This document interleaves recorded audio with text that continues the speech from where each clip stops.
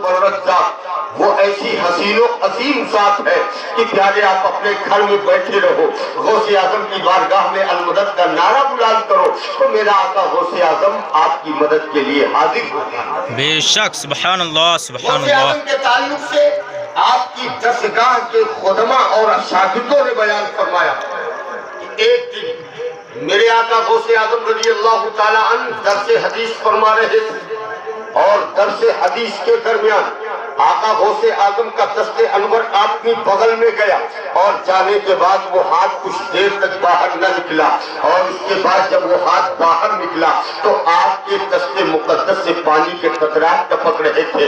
लोगों ने सवाल किया, ए मेरे आका गौसे आजम, दरगाह के बैठे हुए लोगों ने तारीख और टाइम को नोट कर लिया, पूछने की जुरात तो ना हो सकी, लेकिन उसके कुछ दिनों के बाद एक काफिला आया और आने के बाद जब उस काफिले ने आकर के अपनी रुदात को बयान किया तो उन लोगों ने तारीख मिलाना शुरू किया तो पता चला कि मेरी दरगाह में जिस टाइम में मेरे आका गौसे आजम बैठकर दर्स दे रहे थे और अपने हाथ को बगल में डाला था, ये वही टाइम है कि मेरे आका गौसे आजम ने डूबती हुई ताजिरों की कश्ती को पार लगाया है। वाह वाह वाह वाह कहने वाह। वाले ने बड़े ही दिलगीर लहजे में कहा है कि लिया नाम मुश्किल में जिसने भी तेरा। सुभान अल्लाह, सुभान अल्लाह। कि मुसीबतों में जब आप नाम लो गौसे आजम का तो गौसे आजम आपकी मदद के लिए, परेशानियों में आप लो नाम गौसे आजम का, गौसे आजम आपकी मदद करेंगे। जब गौसे आजम का आप नाम पुकारते हो तो मेरे आका गौसे आजम मदद के लिए हाजिर होते हैं। बेशक। ये मुलाहिजा फरमाए, लिया नाम मुश्किल में जिसने भी तेरा, भला उसके सर से टली गौसे सुभान अल्लाह, सुभान अल्लाह। भला उसके सर से टली गौसे आदम। और गौसे आदम के नियाज का एहतमाम आप करते हो, गौसे आदम के जिक्र का एहतमाम आप करते हो। दूसरे लोगों को तकलीफ होती है और वो आपसे ये कहते फिरते हैं कि और कुछ नहीं करते हो, ये क्यों करते हो, क्या फायदा पाते हो, इससे क्या मिलेगा, क्या मिलेगा, किस तरीके से मिलेगा। तो यकीनन मेरे आका गौसे आजम की शान को पहचानो। मेरे आका गौसे आजम की बारगाह का जाने वाला वो वाकया तो आपने सुना होगा कि जब एक चोर आया था गौसे आजम की मुकद्दस बारगाह में और आने के बाद उस चोर ने गौसे आजम की कमीज को चुराना चाहा, तो जब आपकी कमीज को वो चुरा ले, लपेट करके अपनी बगल में दबाए और दबाने के बाद जब बाहर निकलने का इरादा करे तो दरवाजा गुम हो जाए। अब दरवाजा न पाए, अब दरवाजा वो न पाए और कमीज को खूंटी में टांग दे, उसके बाद देखे तो दरवाजा खुला पाए। वाह वाह, सुभान अल्लाह, सुभान अल्लाह। एक बार ऐसा किया, उसने अपनी अक्ल का धोखा समझा, दोबारा फिर कमीज को उतारा, लपेटा और लेकर के चलना चाहा। जब चलने का इरादा किया तो दरवाजा नहीं पा रहा है। अब फिर वो आकर के कमीज को टांगता है, टांगने के बाद फिर दरवाजे पे जाता है तो दरवाजा मिल जाता है। फिर तीसरी बार वो कमीज को लपेटता है और लपेटने के बाद जब लेकर के वो चला, अब दरवाजे को नहीं पा रहा है, फिर कमीज को टांग देता है, दरवाजा ढूंढता रहता है, यहाँ तक कि पूरी रात गुजर जाती है, चोर को दरवाजा नहीं। बेशक, सुभान अल्लाह, सुभान अल्लाह। अब चोर गौसे आजम के घर में, यकीनन अगर आपके घर में कोई चोर आए और इत्तेफाक से वो आपके घर ही में रह जाए, आपके हाथ लग जाए, तो आप बोलो उसके साथ क्या सलूक करोगे, आपका उस चोर के साथ क्या बर्ताव होगा। यकीनन कोई उसको मारेगा, पीटेगा, कोई हाथ पैर बांधेगा, ले जाकर के थाने में डालाएगा और सुबह उठ करके अपनी बहादुरी बयान करेगा कि मैंने चोर को पकड़ लिया। लेकिन कुर्बान जाओ, गौसे आजम की बारगाह में ये चोर आया था चोरी करने की गरज से, प्यारे मुजरिम तो वो बराबर का, चोर तो मुजरिम है ही, अब वो बराबर का मुजरिम है, یعنی ہمارے گھر میں چوری کرنے آئے تو بھی چور ہے، مجرم ہے، آپ کے گھر میں چوری کرنے آئے تو چور ہے، وہ مجرم ہے، کسی کے گھر میں چوری کرنے کے لیے جائے وہ چور ہے، وہ مجرم ہے، دفعہ وہی لگے گی۔ لیکن قربان جاؤ، آج اگر آپ کے یہاں چور پکڑا جاتا ہے تو لوگ اس کے ہاتھ پیر کو باندھتے ہیں، لوگ اس کو مارتے کوٹتے ہیں، لوگ اس کو تکلیف دیتے ہیں، پریشان کرتے ہیں۔ لیکن قربان جاؤ میرے پیارے، غوث اعظم کی شان عطا پر، غوث اعظم کی نوازی پر، غوث اعظم کے کرم پر کہ میرے آقا غوث اعظم کی بارگاہ میں چور آیا، چوری کرنے کے ارادے سے آیا، سوچا تھا غوث اعظم کا جبہ چورا کر کے لے کر کے جاؤں گا اور جانے کے بعد اس کو فروخت کر کے میں پیسے حاصل کر لوں گا۔ لیکن قربان جاؤ، چوری کے لیے آیا ہوا چور آیا تھا اور آنے کے بعد عبد القادر کی بارگاہ میں پکڑ لیا گیا تو سزا نہیں دی گئی بلکہ ولایت کا انعام۔ واہ واہ، سبحان اللہ سبحان اللہ، نعرے تکبیر، نعرے رسالت، نعرے رسالت، کرامات غوث اعظم، کرامات غوث اعظم، فیضان اولیاء، نعرے تکبیر، نعرے رسالت، زندہ باد زندہ باد۔ تو مار کھانے کے بجائے ولایت جیسا انعام لے کر کے گیا، ولایت جیسی عظمت لے کر کے گیا، ولایت جیسی شان لے کر کے گیا۔ اب آپ اندازہ لگا لو، جب غوث اعظم کے گھر میں آئے ہوئے چور کی اتنی قیمت ہے تو غوث اعظم کا نذرانہ پیش کرنے والے کی کتنی واہ واہ واہ واہ واہ واہ، نذر پیش کرنے والے کی کتنی قیمت ہوگی، غوث اعظم کا نیاز پیش کرنے والے کی کتنی قیمت ہوگی، غوث اعظم کو محبت سے یاد کرنے والے کی کتنی قیمت ہوگی کہ جو غوث اعظم کو محبت سے یاد کرے گا، جب چور ولایت پا جایا کرتا ہے تو یقیناً نیاز پیش کرنے والا دنیا میں ہی جنت پا جائے گا۔ بے شک بے شک۔ اسی لیے شاعر نے کہا ہے، شعر ملاحظہ فرمائیں، کرم تیرا سب پر کوئی ہو کہیں ہو، تھوڑا سا کرم تیرا سب پر کوئی ہو کہیں ہو، گیا چور بن کر ولی غوث اعظم، گیا چور بن کر ولی غوث اعظم، یہ ہے آرزو یہ دلی غوث اعظم۔ تو میرے پیارے، یہ بارگاہ غوثیت معاب ہے۔ آج جن کی محبت بھری بارگاہ میں عقیدتوں کا نظر پیش کرنے کے لیے ہم حاضر ہیں۔ ابھی بیٹھے بیٹھے مولانا ندیم اختر صاحب نعت پڑھ رہے تھے، آپ سبھی لوگ جوش و خروش میں جھوم رہے تھے اور میں اس کی نپائی کر رہا تھا۔ تو میں نے سوچا کہ 18/36 کا ہے، اس سے کم تو نہیں ہے، اور لگ بھگ آپ ہیں بھی اس تعداد میں کہ اگر کرسیاں لگائی جاتی تو 100 کرسیاں تو بھری جاتی۔ تو اس طریقے سے خوبصورت غوث اعظم کے ذکر کو آپ سماعت فرما کر اپنے قلوب کو روشن منور فرما رہے ہیں۔ اس سے پہلے اس طرف تھا پلٹو بھائی کے دروازے پر، وہاں بھی یہ اتفاق ہوا تقریر کرنے کا، وہاں بھی آپ کے جوش و خروش کو میں نے دیکھا۔ تو میرے دل نے کہا کہ اگر یہ گنگا اور جمنا دونوں اکٹھا ہو جائیں تو یقیناً محبت مصطفیٰ کی دھارا بنے۔ واہ واہ واہ واہ، اگر یہ گنگا اور جمنا دونوں سمیت لی جائیں تو مصطفیٰ جان رحمت کی محبت کی ایک دھارا بہنے لگے اور سال میں 2 پروگرام خوبصورتی کے ساتھ کیے جاتے ہیں۔ بارگاہ غوث اعظم میں الفت و محبت کے ساتھ آپ پروگرام کو سماعت فرما رہے ہیں۔ میرے آقا غوث اعظم کی کرامتیں اگر بیان کرنا کوئی چاہے تو یقیناً ہر قلمکار یہ کہنے پہ مجبور ہو جاتا ہے کہ 1000 بار بشویم دہن ز مشکو گلاب خلوص نامے تو گفتن کمالے بے عربی۔ یہ میرے آقا غوث اعظم، ہم 1000 مرتبہ گلاب سے اپنے منہ کو دھویا کریں اور اس کے بعد آپ کے مقدس و پاکیزہ نام کو لے تو بھی یہ بے ادبی ہو جائے گی۔ یہ غوث اعظم کی عظمت و شان ہے، یہ غوث اعظم کی کرامت ہے میرے آقا غوث اعظم کا جس نے احترام کیا رب تبارک و تعالیٰ نے اس کو درجہ عنایت فرمایا، اور جو میرے آقا غوث اعظم سے روگردہ ہوا رب تبارک و تعالیٰ نے اسے ذلیل و خوار کیا۔ عزیزان گرامی، میں غوث اعظم کی کرامتیں اگر بیان کروں، بڑی مشہور کرامت کا حوالہ دیتا چلوں۔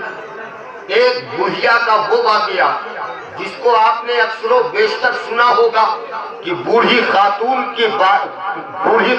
ہے اور ان کا بیٹا شادی کے لیے گیا تھا، بارات دریا میں ڈوب گئی ہے اور ڈوبی ہوئی بارات کو میرے غوث اعظم نے نکالا۔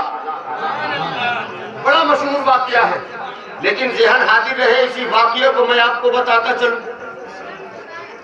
بوڑھی ماں اپنے درد و کرب کو لے کر کے دریا پہ پہنچتی ہے اور پہنچنے کے بعد اپنے درد کو یاد کرتی ہے، اپنے آنکھوں سے اشکوں کو بہاتی ہے، اپنے چہرے کو دھوتی ہے، واپس چلی آتی ہے۔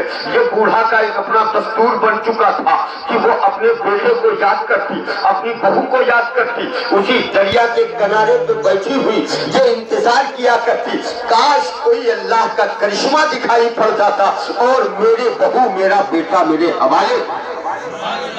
انتظار کرتی رہی، زمانہ کہتا رہا، اے بوڑھی ماں، جو دنیا سے چلا جایا کرتا ہے وہ پلٹ کر کے آتا نہیں۔ قضاء و قدرت یہ کہہ رہی تھی کہ جو دنیا سے چلا جاتا ہے وہ پلٹ کر کے آتا نہیں، جو مر جایا کرتا ہے وہ بولا نہیں کرتا۔ لیکن ایک بڑھیا کی اپنی آس تھی، بوڑھی ماں کی اپنی تمنا تھی، بوڑھی ماں کی اپنی ایک تمنا آرزو تھی کہ کاش کہیں سے رب تبارک و تعالیٰ کی کرشمہ سازی ہو جاتی اور میں دوبارہ اپنے دولہا بیٹے کے چہرے کو دیکھوں۔ یہ دل ہی دل میں سوچتی رہی۔ اب آپ کی توجہ بھی میری طرف ہونی چاہیے، اس لیے کہ ہر ماں لگ بھگ اپنی چوکھٹ میں بیٹھ کر کے کبھی اپنے بیٹے کا انتظار کرتی ہے، کبھی اپنے بھائی کا انتظار کرتی ہے، کبھی اپنی بہو کا انتظار کرتی ہے، کبھی اپنی بیٹی کا انتظار کرتی ہے۔ اے میری ماں، اگر تو چوکھٹ میں بیٹھ کر اپنے بیٹے کا انتظار کرتی ہے، زمانے کے حوادث سے بچانا چاہتی ہے، تو اسی بڑھیا کی طرح عبد القادر کے دامن کو تھام لے، تیرا بچہ بھی بچائے گا، تو بھی بچائے گا۔ نعرہ تکبیر، نعرہ رسالت، نعرہ رسالت، غوث پاک کا دعوت، غوث پاک کا دعوت، نعرہ تکبیر۔ تو میرے پیارے، یہ میرے آقا غوث اعظم ہے۔ ایک ایسا وظیفہ کہ گھر کے اندر بیٹھے بیٹھے غوث اعظم کا نام لیتے رہو، نام لیتی رہو، ذکر غوث اعظم کا کرتے رہو۔ یقیناً آقا غوث اعظم کا کرم آپ کی دہلیز پہ ہوگا، آپ کے آنگن پہ ہوگا۔ آپ کسی بھی شدید سے شدید دیوار میں ہو، اگر آپ نے غوث اعظم کو یاد کیا تو میرا غوث تمہاری رہنمائی فرمائے۔ لیا نام مشکل میں جس نے بھی تیرا، بلا اس کے سر سے ٹلی غوث اعظم۔ لیکن میرے پیارے، افسوس کے ساتھ یہ بات آپ کے گوشے گزار کر رہا ہوں کہ ہم اور آپ کام تو سب کرتے ہیں، لیکن اس بڑھیا کی طریقے سے دل نہیں بنا پاتے۔ اور رب کی بارگاہ میں اگر سب سے مقبول کوئی سوغات ہے تو وہ دل کی سوغات ہے، وہ دل کی ہے۔ عقیدت کام کیا کرتی ہے، اسی لیے کہنے والے نے کہا عقیدت مسکراتی ہے، محبت مسکراتی ہے، نبی کے عشق کے صدقے میں جنت مسکراتی ہے۔ کرے کوئی حکومت 5 سالہ ہند پر، لیکن صدا بھارت میں خواجہ کی حکومت مسکراتی ہے۔ عزیزان گرامی، یہ عقیدت ہے، عقیدت جس عقیدت کا ہمیں اور آپ کو فائدہ ملے گا۔ اور عقیدت جب انتہا کو پہنچا کرتی ہے تب اس میں ثمر لگتے ہیں، تب اس میں پھل لگا کرتے ہیں۔ جیسے ایک صحابی مصطفیٰ ایک روز رات کی تاریکی میں نابینا صحابی تھے اور انہوں نے اپنی آنکھ میں سرما لگایا۔ ذہن حاضر رہے، نابینا صحابی، اب ظاہر کی بات ہے جو نابینا ہے یعنی اندھا ہے، جس کی آنکھ میں روشنی ہی نہیں، تو وہ سرما لگانے کا کیا مطلب؟ لیکن انہوں نے اپنی اہلیہ محترمہ سے کہا شریک زندگی سرکار کی سنت ہے سرما لگانا تو لاؤ سرما لگا لو. بیوی نے کہا آنکھی نہ دیدہ کاغذ کشیدہ. بھائی جب آنکھ نہیں ہے تو سرما لگانے کیا مطلب. تو اب بیوی کہتی ہے کہ کہاں خیس کرے ہو بے مطلب کا تمہیں آپ کو سرما کا. تو انہوں نے کہا کہ میرا دل کہتا ہے کہ میرے سرکار کی سنت ہے سرما لگانا تو میری آنکھیں ہو نہ ہو سرکار کی سنت تو ادا ہو جائے. بے شک سبحان اللہ. سنت تو سرکار کی ادا ہو جائے. یہ عقیدت اس کو کہتے ہیں. اب آپ نے سنت ادا کرنے کے لیے سرما لگایا تو لگانے کے بعد کہا ایک سنت تو ادا کر لیا کہ سرما لگا لیا دوسری سنت لاؤ آئینہ بھی دیکھ لو. تو بڑھاؤ غصہ نہیں لو اب آئینہ دیکھیے. لیکن آئینہ دیکھنے کے لیے جب آپ نے حوالہ دیا کہ سرکار کی سنت ہے آئینہ دیکھنا مجھے دکھے نہ دکھے نبی کی سنت تو ادا ہو جائے. واہ واہ کیا بات ہے. زندہ باد. آئینہ جب اپنے ہاتھ میں لیا تو فرماتے ہیں کہ داہنی ہاتھ میں ٹھیک لگا بائیں میں کچھ گڑبڑ ہو. داہنی ہاتھ میں سرما ٹھیک لگا بائیں میں سرما گڑبڑ ہو گیا. تو اب ظاہر کی بات دیکھے گا نہیں تو بتائے گا کیسے.